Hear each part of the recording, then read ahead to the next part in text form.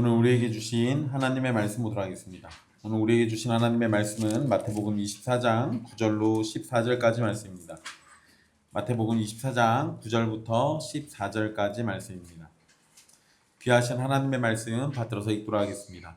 그때 사람들이 너희를 환난에 넘겨주겠으며 너희를 죽이리니 너희가 내 이름 때문에 모든 민족에게 미움을 받으리라. 그때 많은 사람이 실족하게 되어 서로 잡아주고 서로 미워하겠으며 거짓 선지자가 많이 일어나 많은 사람을 미혹하겠으며 불법이 성함으로 많은 사람의 사랑이 식어지리라. 그러나 끝까지 견디는 자는 구원을 얻으리라. 이 천국 복음이 모든 민족에게 증언되기 위하여 온 세상에 전파되리니 그제야 끝이 오리라. 아멘. 이 말씀은 살아계신 하나님의 말씀입니다.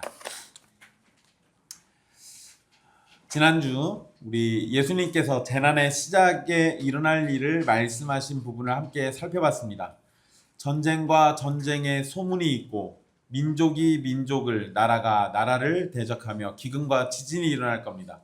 그리고 많은 사람이 그리스도라고 하며 미혹하는 일이 있을 겁니다. 그런데 이런 것은 재난의 시작입니다. 하지만 재난, 즉 산통이라고 설명되는 이 재난은 고통의 시작이지만 동시에 새로운 생명의 출생을 알리는 신호이기도 합니다. 그러니 우리에게 찾아오는 이 재난의 시작이 마냥 두려운 것만이 아니라 새로운 생명, 그리고 또 영원한 생명으로 나아가는 길목 가운데 있는 영광스러운 일임을 꼭 기억하십시오. 오늘 이 9절 말씀에서 보면 예수님은 교회와 성도가 앞으로 겪게 될 일을 말씀해 주셨습니다. 그때라는 말씀은 앞에서 이 재난의 시작이라고 표현하신 그때를 가리킵니다. 즉 산통이 어떻게 교회와 성도들에게 다가오는지를 설명하시는 내용이 오늘 본문의 말씀입니다. 교회와 성도들은 예수님의 이름으로 모든 민족에게 미움을 받게 될 겁니다. 그래서 사람들이 교회와 성도를 환난에 넘겨주고 죽이기까지 합니다. 다른 이유가 아닙니다. 예수님의 이름 때문에 모든 민족에게 미움을 받게 될 겁니다. 그래서 사람들이 교회와 성도를 환난에 넘겨주고 죽이기까지 한다는 겁니다. 우리가 잘못을 저지르고 처벌받는 것은 당연한 일입니다. 그렇지만 죄를 짓지 않았음에도 예수님으로 인해서 환난을 겪게 되는 일이 우리에게 일어나게 될 겁니다. 이 9절 표현에 넘겨주겠으며 라는 표현, 그렇게 번역된 단어는 예수님이 십자가에 못 박히시기 위해서 넘겨주실 때 지속적으로 사용됐던 단어입니다. 특별히 가룟 유다가 예수님을 배반해서 원수들에게 넘겨줄 때도 사용됐던 단어가 이 표현이에요. 그런데 이 단어를 예수님이 직접 사용하셨다는 것은 제자들이 겪을 환난이 단순히 억울한 핍박이 아니라 그들의 스승이신 예수 그리스도께서 걸어가신 고난과 죽음의 발자취를 정확하게 따르는 것임을 암시하는 겁니다. 여기에서 예수님은 유대인이 핍박의 주체가 아니라 사람들과 모든 민족이 유대인이 핍박의 주체만이 아니라 사람들과 모든 민족이라고 말씀하시면서 유대인을 넘어서서 모든 세계의 사람들과 민족이 성도들을 핍박하는 상황이 벌어질 것을 말씀하셨습니다. 9절에서 하신 말씀을 10절과 12절, 그러니까 10절로부터 12절까지 좀 더 구체적으로 다루시는데요. 교회가 겪게 될 어려움 중에 하나는 실족입니다. 실족. 사람들이 교회와 성도를 보고 실족하게 되는 경우도 있을 수 있습니다. 그래서 사실 여러분, 이 실족은 교회 안에서 너무 흔하게 벌어지는 일이긴 하죠. 사람이 사람으로 인해서 실족하고 어떤 상황 때문에, 어떤 문제 때문에, 어떤 범죄 때문에 실족하는 경우들이 있죠. 그런데 여러분, 외부에서 교회를 향해서 실족하는 경우는 여러 경우가 있긴 한데요. 대체로 교회와 성도들에게 어떤 기대감을 가지고 있다가 실족하는 경우가 있습니다. 자신들과 같은 입장을 말하지 않거나 자신들이 선이라고 생각하는 일을 따르지 않아서 실족하는 일은 얼마든지 일어날 수 있습니다. 약자를 위하시는 예수님의 일하심을 생각하면 오늘날도 약자라고 생각되는 사람들은 교회가 예수님처럼 자신들을 도와줄 것을 기대할 수 있습니다. 그런데 소수이거나 약자라고 해서 언제나 옳거나 선한 것은 아닙니다. 교회는 약자와 소수를 차별하거나 소홀히 대하면 안 되지만 소수나 약자이기 때문에 언제나 그들의 편을 들어줄 수도 없는 겁니다. 설령 그들의 우리의 태도로 실족하는 일이 있다 할지라도 옳지 않은 것을 편들어줄 수는 없는 겁니다.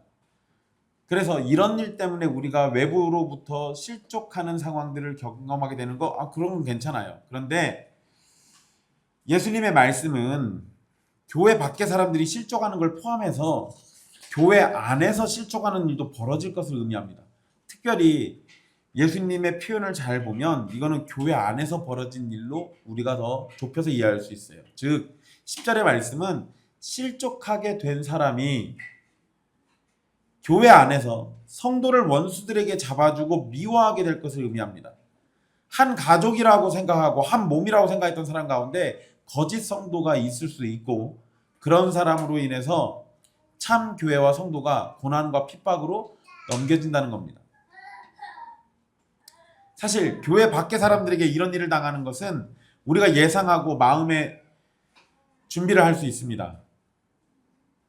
그런데 교회 안에서 함께 사랑으로 지내던 사람 가운데 이런 일이 벌어질 때는 마음의 준비를 한다고 해도 그 충격과 아픔이 매우 큽니다.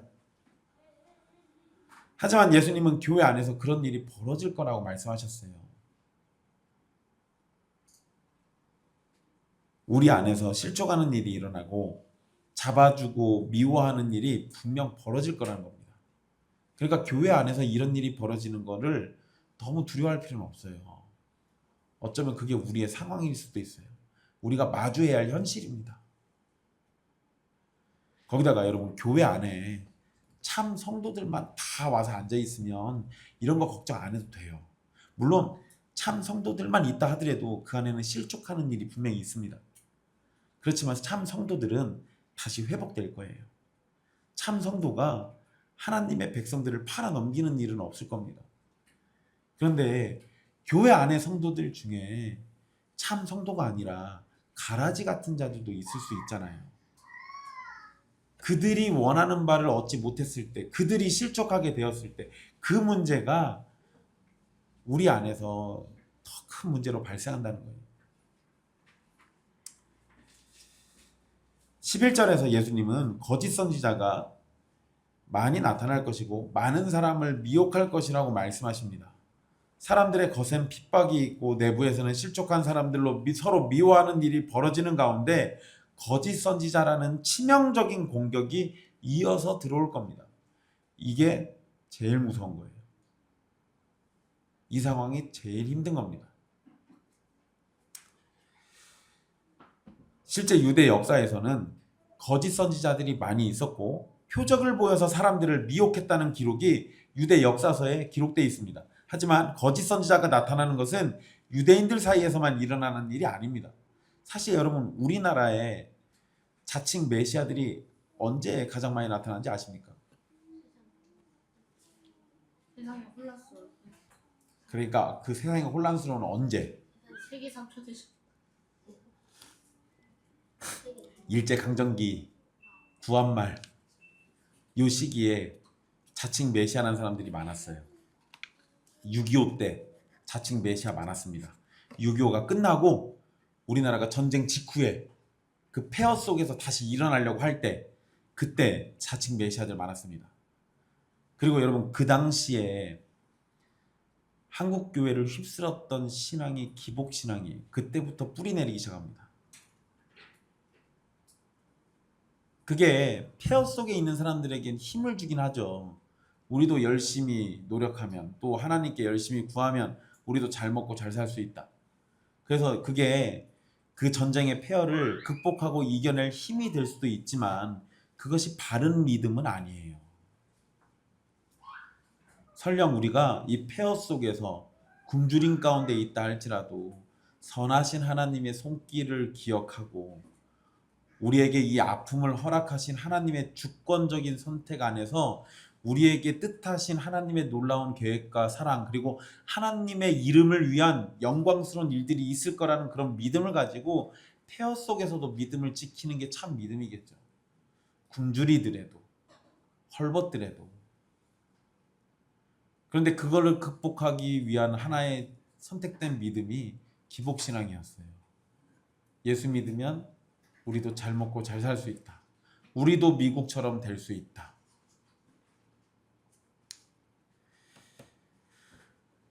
그러니까 여러분, 핍박이 일어나고 내부에서는 실족하는 사람들이 있는데 거기에 거짓 선지자들까지 나타나가지고 우리를 미혹하기 시작하면 우리가 당해낼 재간이 없는 거예요.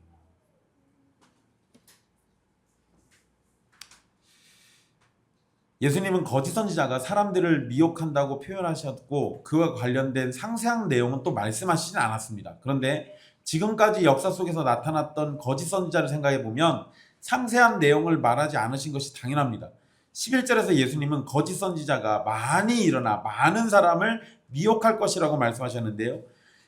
방금 전에도 말씀드렸듯이 외부의 거센 핍박, 내부의 끔찍한 배신, 그리고 사람들의 마음이 그 가운데 두려움과 절망으로 정말 너덜너덜해졌을 겁니다. 그런 가운데 거짓 선지자들이 바로 그 틈을 파고드는 거예요. 그들은 놀라운 기적과 감동적인 말로 사람들을 미혹합니다. 그 미혹의 핵심은 십자가의 길을 걷기 두려워하는 인간의 연약함을 자극해서 나를 따르면 핍박도 없고 질병도 없고 현세의 번영을 누릴 수 있다라는 거짓된 기복신앙을 약속하는 게 대부분이었어요. 그러니까 예수님께서 굳이 이거에 대해서 자세히 표현을 안 하셔도 우리는 금방 이 거짓 선지자들의 미혹이 어떤 것인지 쉽게 알아챌 수 있어요. 그들은 십자가의 고난을 피하고 싶어하는 사람들에게 거짓된 평안과 썩어질 번영을 약속하면서 영혼을 미혹하는 겁니다.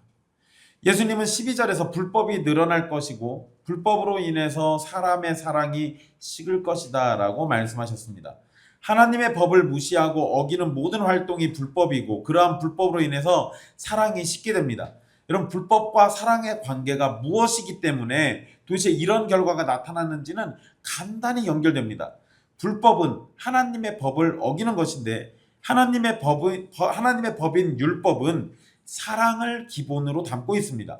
그렇기 때문에 율법을 어기고 무시하는 불법이 늘어나면 율법을 통해서 나타나야 하는 사랑은 자연히 그 힘을 잃어버리게 되는 거예요.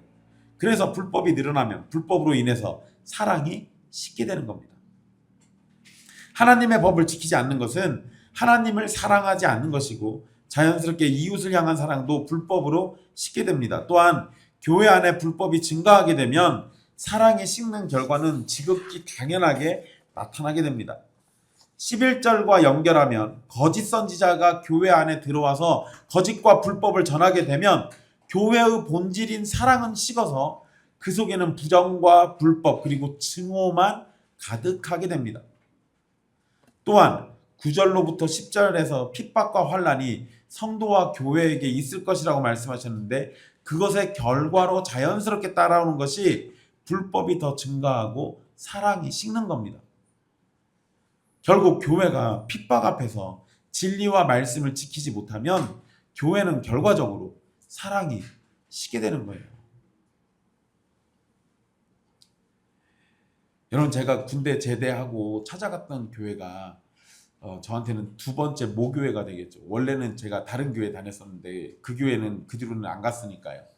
근데 제가 군대에서 예수님 믿고 막 그 뜨거운 마음에 교회를 찾아가가지고 교회 가서도 열심히 신앙생활을 했습니다.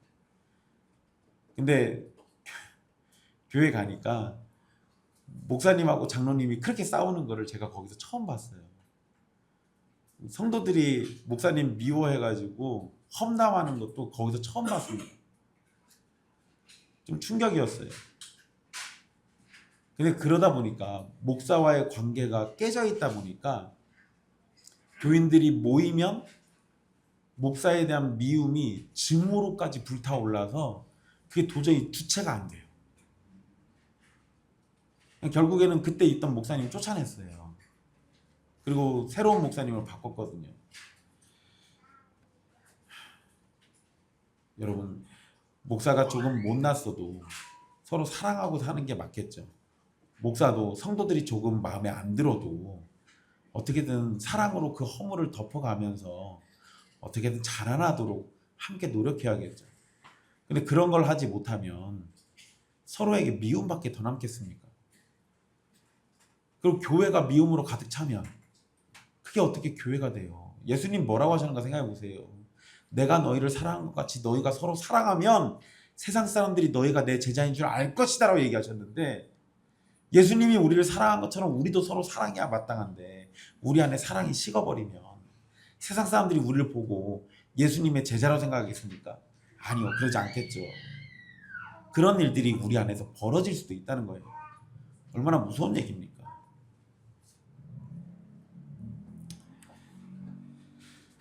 9절에서 12절은 교회와 성도 입장에서는 매우 절망적이고 괴로운 상황입니다. 교회에게 핍박과 환난 그리고 미혹과 미움이 계속 있는 것은 타락한 세상과 마귀의 공격 가운데 당연한 일입니다. 근데 만약에 핍박과 환난이 없고 미혹이 없는 상황에서는 누가 참 제자이고 누가 거짓 제자인지 알아보기가 어렵습니다. 하지만 핍박과 환난이 닥쳐오면 그들의 내면을 채운 신앙이 어떤 것인지 드러나게 됩니다. 그리고 12절과 연결하면 많은 사람의 사랑이 식어갈 것이지만 그런 다수의 흐름을 거슬러서 참된 믿음 가운데 인내로 사랑을 드러내는 성도가 참된 믿음을 가졌음을 드러내는 겁니다. 13절의 표현은 마태복음 10장 22절에서 이미 하셨던 말씀의 반복입니다. 끝까지 견디는 자는 구원을 얻으리라. 그런데 여러분, 예전에 이 말씀을 오해하면 안 돼요. 예전에 자신이 얼마나 뜨겁게 믿었고 얼마나 대단한 종교적 체험을 했는지를 말하는 것은 과거의 일에 매여 있는 겁니다. 중요한 건 지금 사랑으로 역사하는 믿음 안에 있느냐가 사실 중요한 거예요. 근데 지금 증오로 가득 차 있는 사람들이 신앙적인 얘기하면 내가 왕년에는 어쨌다, 내가 옛날에는 어쨌다, 이 얘기를 자꾸 해요. 아니, 여러분, 옛날에 산을 움직일 만한 믿음을 갖고 있었다면 박수 칠만 하죠. 근데 지금은 어떠냐는 거예요. 지금 산을 옮길 만한 대단한 능력이 있어도 사랑으로 역사하는 믿음으로 나타나지 않는다면 산을 옮기는 그 능력이 무슨 소용이 있겠어요?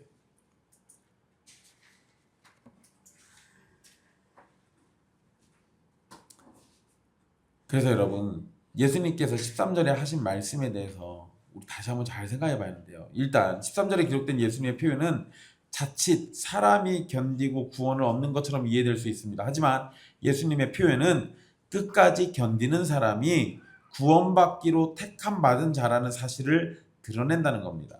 즉, 구원을 얻는 사람은 자신의 대단한 믿음과 인내로 구원을 얻는 것이 아니라 하나님의 능력 안에서 그들이 인내하고 견딜 수 있도록 하나님께서 은혜를 베푸시기 때문입니다. 하나님 아버지가 택하셨고 예수 그리스도가 우리를 중보하시고 그러한 우리에게 성령님이 내주하시고 임재하셔서 우리를 끝까지 견디고 인내하도록, 그래서 구원에 이르도록 만들어주시는 거예요. 그거를 저렇게 아주 짧게 표현하신 겁니다. 13절에서 끝까지라는 표현이 있죠. 그러나 끝까지 견디는 자는 구원을 얻으리라. 근데 여러분, 저기서 저 끝까지라고 하신 말씀은 세상의 끝이 아니에요.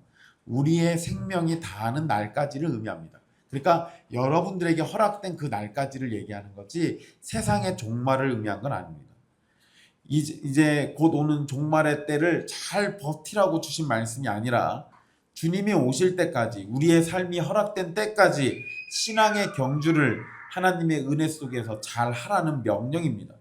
물론 이것은 우리가 하나님의 은혜 가운데서 잘할 수 있는 거지 그 은혜를 제외시켜 놓고 잘할 수 있다는 생각은 착각이에요. 14절은 세상의 끝이 오기 전에 천국 복음이 모든 민족에게 전파될 것이라고 선언합니다. 여러분, 이 말씀은 제가 이거 천국 복음이 모든 민족에게 증언되기 위하여 온 세상에 전파되리니 그제야 끝이 온다. 이렇게 하니까 이 말씀을 가지고 어떤 선교단체는 땅끝까지 복음 전하면 누가 온다? 예수님 오신다. 그러니까 어디까지 복음 전해야 돼요? 땅끝까지. 근데 여러분 처음 시작한 데가 어디였어요? 이렇게 얘기하시는 분들은 보통 그 얘기예요. 예루살렘으로 시작해가지고 복음이 서진을 한다. 서쪽 방향으로 돌아요. 그 지금 어디에 있다고 그래요, 그분들? 지금 중국 지나가고 있대요. 중국 좀 더 지나가지고 예루살렘까지 가면은 주님이 오신대요. 그러니까 어떻게 해야 돼요, 이제 우리? 중국으로 선교사 보내고, 태국도 빨리 보내고, 베트남도 보내고, 필리핀도 보내고, 아니, 보낼 수 있는데 죄다 다 보내고, 나중에는 어디까지? 예루살렘까지. 그렇게 하면 누가 오신다? 주님 오신다. 그런데 여러분 이 말씀은 그런 의미 아니에요. 만약에 그런 식이라면 여러분 우리는 날짜를 가늠해 볼 수도 있을 겁니다. 그런데 복음 전파의 완성은 하나님의 주권 안에 있는 것이고 우리는 그때를 정확히 알 수가 없어요. 그러니까 그런 식으로 너무 단편적으로 생각할 건 아닙니다. 그러나 14절 말씀은 두 가지 확신을 교회에게 줍니다. 하나는 복음 전파가 결국 완성될 것이라는 하나님의 약속. 어떻게든 하나님께서는 그 복음 전파를 완성시킬 거예요. 다른 하나는 그 완성을 위한 도구로 교회가 부르심을 받았다라는 사실입니다. 여러분 패션 오브 크라이스트라는 영화가 나왔을 때 사람들이 전도한다고 너도 나도 사람들 데리고 교회로 안 오고 영화관으로 갔습니다. 그때 기독교인들도 단체 관람 엄청 많이 했어요. 그리고 주변에 전도할 사람들이 있으면 그 영화 가서 보여주면서 예수님이 처참하게 고통받는 장면 보여주면서 우리를 위해서 저렇게 죽으셨다 이런 거 막 얘기했었습니다. 근데 그때 제가 신학교를 처음 갔을 때거든요. 그때 가르쳐 주셨던 교수님이 패션 오브 크라이스트 얘기하시면서 뭐라고 그러냐면 영화로 복음 전할 것 같았으면 예수님이 스티븐 스필버그로 오셨지 그렇게 아기 예수로 오시지 않았다고. 그런 걸로 복음 전하는 게 아니다. 복음은 교회가 가장 미련한 전도로 전하는 것이다 라고 얘기해 주셨어요. 그 말씀이 맞죠. 오늘날에는 이제 AI가 뭐든지 다 해주죠. 그러니까 AI한테 이것저것 물어보면서 그걸로 뭐든 다 하려고 합니다. 여러분 세상이 어떻게 변해도 복음 전파의 완성은 교회라는 하나님의 택함받고 부르심을 받은 도구를 통해서 사용되는 겁니다. 그러니까 우리가 어느 시대를 만난다 하더라도 교회는 교회로서의 본질과 역할을 잊어버리면 안 돼요. 환난 속에서도 교회는 전도를 멈출 수 없습니다. 전도는 상황이 허락될 때 하는 것이 아니라 핍박 가운데서도 교회가 존재하는 이유입니다.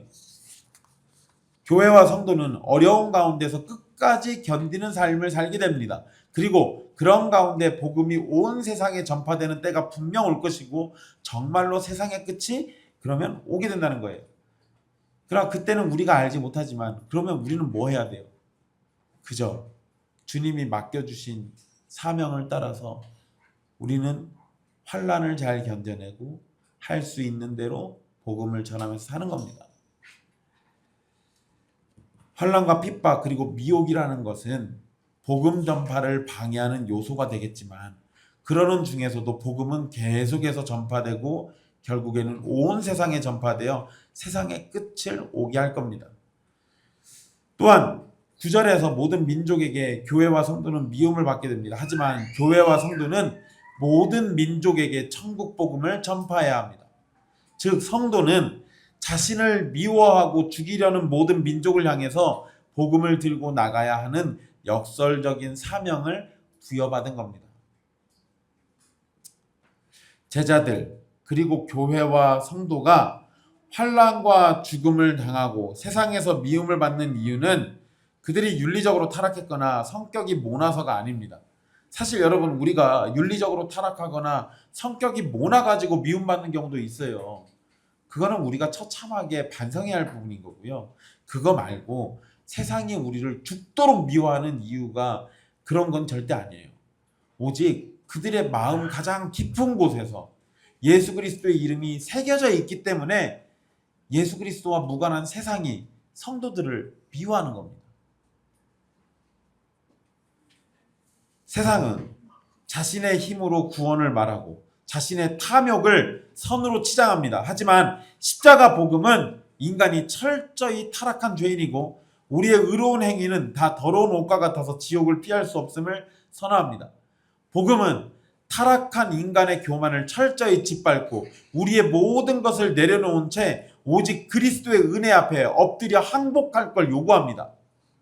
그렇기 때문에 은혜를 거부하는 세상은 필연적으로 예수 그리스도의 이름을 증오하고 그 이름을 품고 살아가는 성도를 미워할 수밖에 없습니다.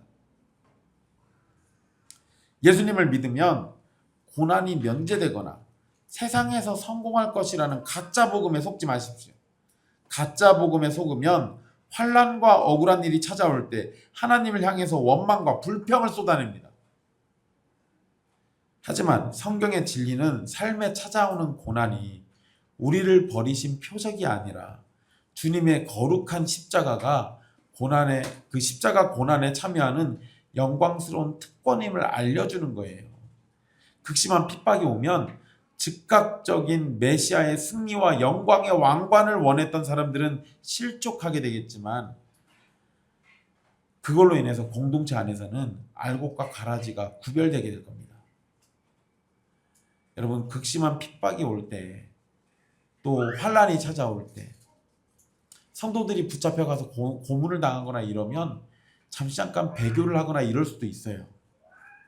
근데 여러분, 그거 자체를 완전히 정죄하고 지옥 갈 거라고 얘기하는 거 아닙니다.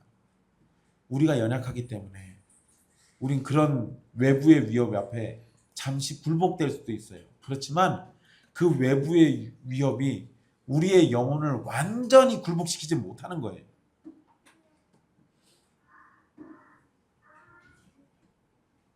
만약에 완전히 굴복돼서 하나님을 영영 떠난다면 그 사람이 원래 가라지였던 걸 드러내는 거겠죠. 그게 아니라면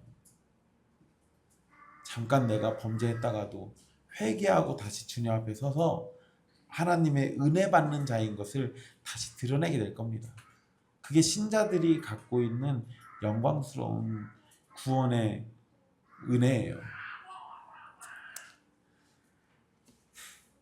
여러분, 본문에서 교회를 배신하고 형제를 원수에게 넘기는 자들은 처음부터 참된 믿음이 없었던 가라지일 가능성이 매우 높습니다. 핍박은 알곡과 가라지를 가리는 도구가 됩니다.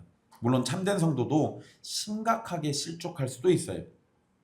그러나 하나님께서 택하신 자들을 끝까지 붙드시기 때문에 그들은 완전히 떨어지지 않고 다시 돌아오게 됩니다. 하지만 처음부터 뿌리가 없었던 자들은 환난의 때에 신앙을 버리고 오히려 교회를 핍박하는 자들과 한편이 되는 비극이 벌어지기도 합니다. 십자가의 은혜가 메말라 버린 곳에는 서로를 미워하고 비방하며 세상 법정으로 끌고 가는 일이 일어납니다. 설상가상으로 의의 일꾼으로 가장한 거짓 선지자들이 다가와 미혹에 덫을 놓습니다. 고난을 피하고 싶어하는 인간의 나약한 본성을 정확히 파고들어서 십자가 복음을 변질시키는 겁니다. 거짓 선지자들의 미혹으로 인해서 불법이 유행처럼 번지면서 교회 안의 사랑은 식어가게 됩니다. 나 살기도 바쁜데 누굴 도와주느냐라고 생각하거나 저 사람이 나를 힘들게 하는데 내가 왜 참아줘야 하냐고 생각하는 것이 우리 마음을 채우고 있다면 이미 사랑이 식어서 그 결과로 미움과 냉랭함이 채워진 겁니다. 우리 안에 불법이 채워져 십자가의 뜨거운 사랑을 잃어버린 거예요. 여러분, 우리 당연히 신앙생활을 하다 보면 어느 성도 때문에 실족하고 마음의 상처를 받고 그래서 사랑이 식을 수도 있어요. 그런데 그 식어버린 그 상태가 영영 나를 집어삼키면 그러면 내 안에 있었던 사랑이 가짜겠죠. 근데 나를 실족해 했던 사람조차도 그리스도를 생각하면 다시 사랑할 수 있는 게 진짜 사랑이에요.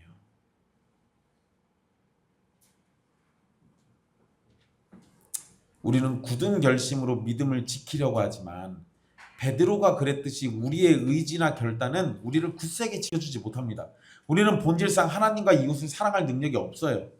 우리의 얄팍한 인내심과 종교적 열심으로 형제를 사랑할 수 있다는 착각을 버리고 철저한 무능력을 인정해야 합니다.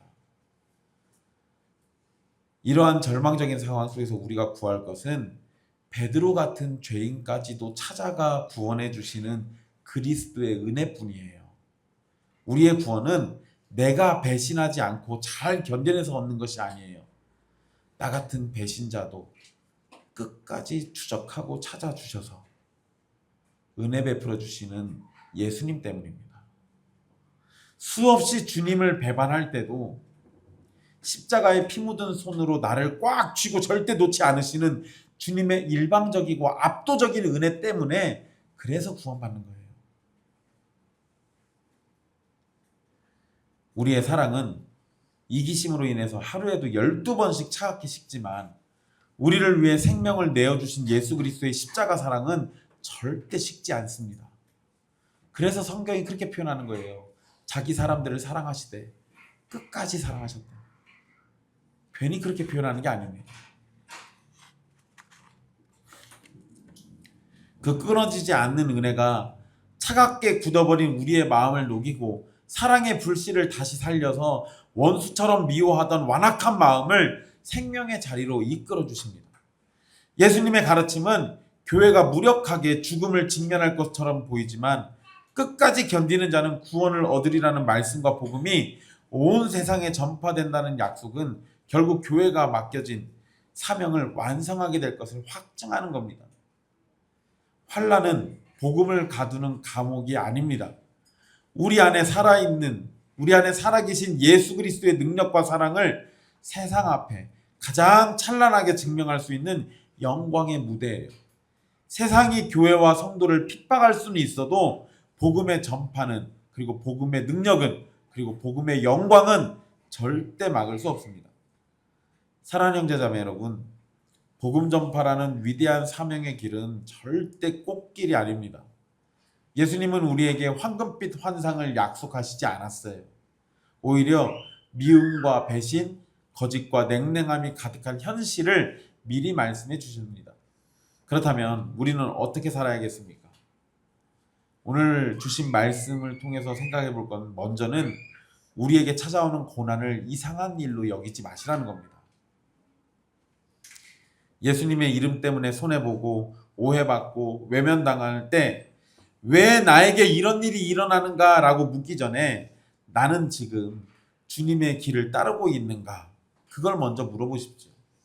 고난이 곧 하나님의 버리심이 아닙니다. 오히려 그리스도의 고난에 참여하는 표지일 수 있어요. 억울함 속에서도 십자가 바라보십시오. 우리의 억울함은 그분의 억울함에 비하면 한 점 티끌과도 같습니다.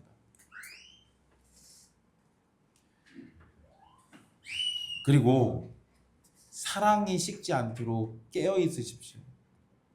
불법이 성행하는 시대에 사랑은 저절로 유지되지 않습니다. 사랑은 우리의 의지적 결단만으로 가능한 것도 아니에요. 사랑은 성령께서 우리 안에 부어주시는 은혜의 열매입니다. 여러분, 제가 어느 교회에 목사님하고 장로님 두 분을 다 알아요. 근데 목사님은 극렬한 민주당 지지자시고요. 장로님은 철저한 국민의힘 지지자세요. 두 분이 만나서 정치 얘기하면 주먹 다짐 안 하시는 것만으로도 정말 은혜롭게 끝나는 겁니다. 두 분이 무슨 얘기 나오면 서로 힘들 거예요. 근데 저는 두 분이 정치 얘기로 서로의 마음을 아프게 하는 건 봤어도 그것 때문에 서로를 향한 사랑을 포기하는 걸 본 적은 없습니다. 그게 그리스도인들이 갖고 있는 품격이에요. 왜 그러냐면 정치 이야기는 우리의 이야기일지 몰라도 우리를 집어삼키고 있는 사랑은 출처가 하나님이에요. 그래서 나와 좀 맞지 않는 정치적 견해도 그리스도의 사랑으로 얼마든지 품을 수 있는 겁니다. 그게 그리스도인의 품격이라고요. 어쩌면 서로 맞지 않는 의견 때문에 사랑이 잠깐 금가거나 식을 수 있습니다. 그러나 그것으로 우리가 집어삼켜지지 않도록 해야 돼요. 그것이 가능한 이유는 우리가 결단해서 되는 게 아니라 성령님이 그렇게 만드시기 때문에 그런 겁니다. 성령의 역사로 그리스도의 사랑이 우리 안에 살아있을 때 우리는 비로소 형제를 사랑하는 결단을 내릴 수 있습니다.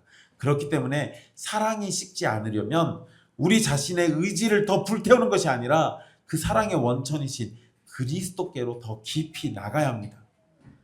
저 사람이 나를 힘들게 하는데 왜 내가 참아야 하는가라는 질문 대신에 그리스도께서 나 같은 죄인을 어떻게 참아주셨는가 이거 먼저 묵상해 보십시오.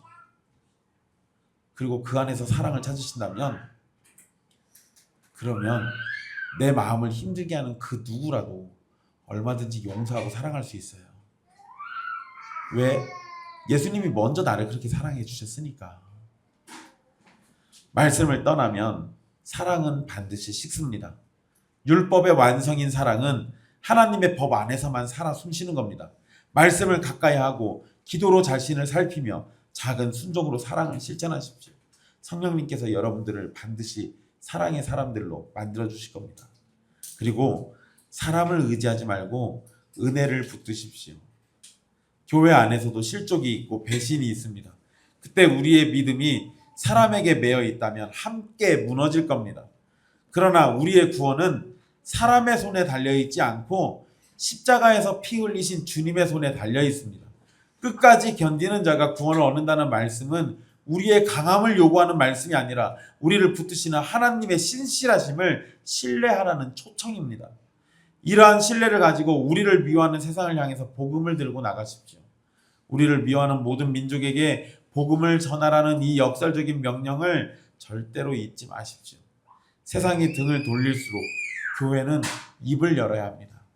우리의 사명은 세상의 박수를 받는 것이 아니라 세상 끝까지 복음을 증언하는 겁니다. 직장에서, 가정에서, 일상에서 복음의 사람으로 사십시오. 말로만이 아니라 인내와 온유와 거룩으로 복음을 증언하십시오. 그리고 마지막으로 소망을 잃지 마십시오. 환난은 길의 끝이 아닙니다. 복음은 반드시 모든 민족에게 전파될 것이고 하나님의 정하신 때의 역사는 완성될 겁니다. 교회는 약해 보일지라도 결코 패배하지 않습니다. 그리스도께서 교회의 머리이시며 그분이 친히 교회를 보존하시고 영화롭게 하실 겁니다. 우리의 사랑은 식을지라도 그리스도의 사랑은 식지 않습니다. 우리의 손은 놓칠지라도 주님의 손은 결코 놓지 않습니다. 그러니 낙심하지 말고 끝까지 우리의 생명이 다하는 날까지 은혜 안에서 인내하십시오. 그리고 십자가를 붙드십시오. 말씀을 붙드시고요. 교회를 사랑하십시오. 그리고 복음을 전하시면 됩니다. 그렇게 하면 마지막 날에 잘하였다 충성된 종아라는 주님의 음성을 함께 듣는 우리가 될 겁니다. 여러분 오늘 말씀 사실 너무나도 불편해져. 환난이 있고 고난이 있고 우리 안에 배신자가 나올 것이고 그들이 우리를 죽음으로 내몰기도 할 겁니다.